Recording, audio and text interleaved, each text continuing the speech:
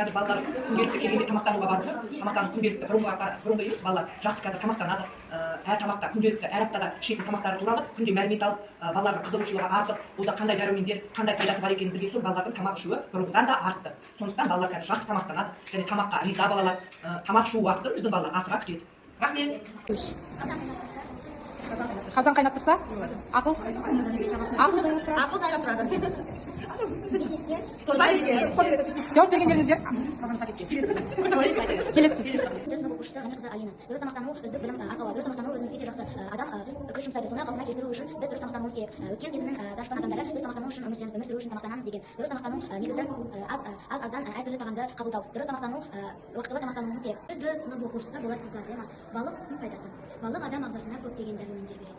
Адам денсаулығына жақсартып нығайтып, көптеген дәрумендер мен пайдасын береді. Балық пайдасында ақуыз, лидипеттер, амин қышқылдар, кальций, марганец, цинк секілді басқа да пайдалы заттар бар. Ал дәрумендері E, D, F, E, C, P.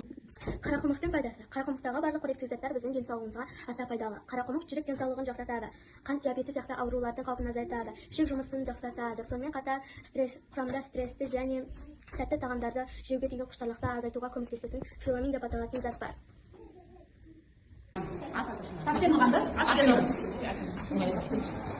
Ашты жеген тұтқаның?